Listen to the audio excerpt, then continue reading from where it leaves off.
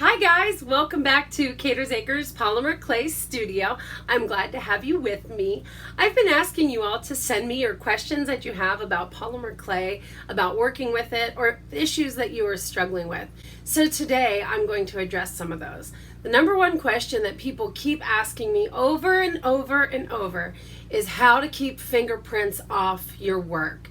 Now there are a lot of ways to do it, but what I'm going to describe to you today is the way that I do it, and I am passionate about one very important thing. So stay tuned and we'll get right to it.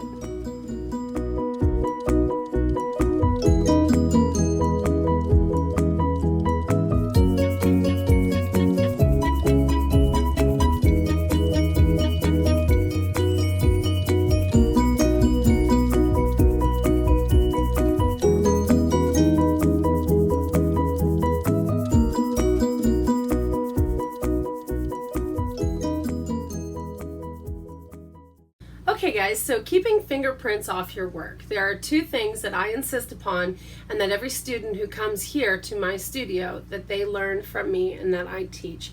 And the first, and I have an entire video regarding this process, is this.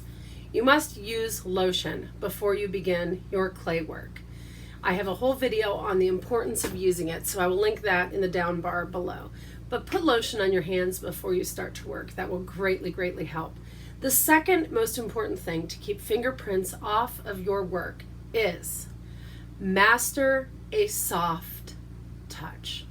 You know, when we switch from making polymer clay jewelry to making sculptures or other works of art, it is very easy to lose sight of the amount of pressure, sensitivity that we put onto our clay.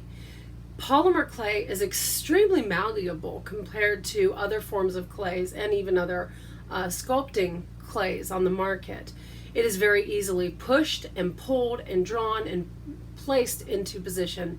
Because of this, the number one rule in my studio that I teach my students is to master a soft touch.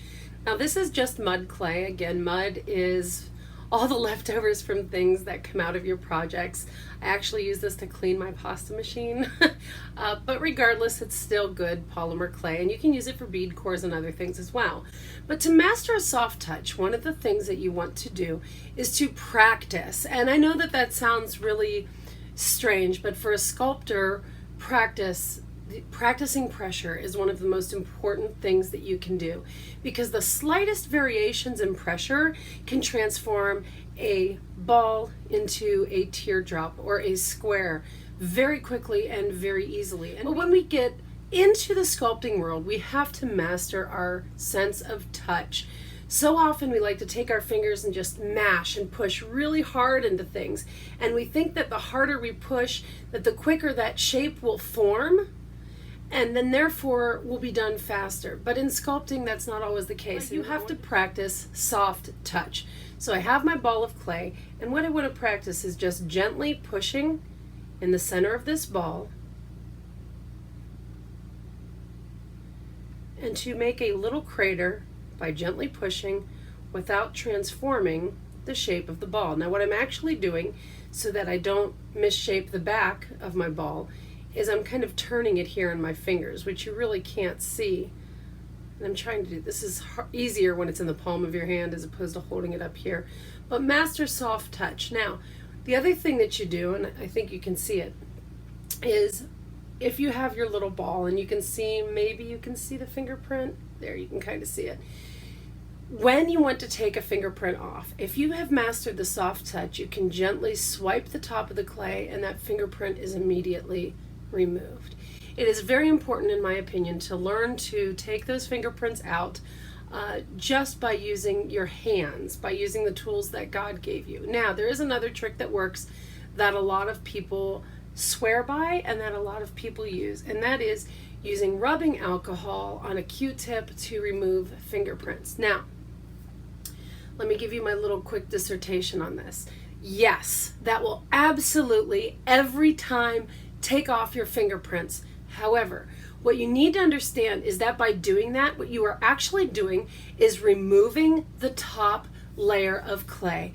If you have ever done that, what you will notice is when you use that Q-tip, When you then take the Q-tip across the top of the clay and you pull the Q-tip away, what you will see is on the end of that Q-tip, the color of your clay is left behind. That's not a mistake. It happens every time because you have actually removed the top layer of the clay. So if you're sculpting a piece that has a surface treatment, that is tinted with alcohol ink, that has chalk treatment, you absolutely cannot use alcohol, rubbing alcohol, to clean up your piece. This is why it is so important that you master soft touch. So I invite you to practice these few tips. First, lotion on your hands before you start anything. Second, taking your clay and mastering the art of soft touch.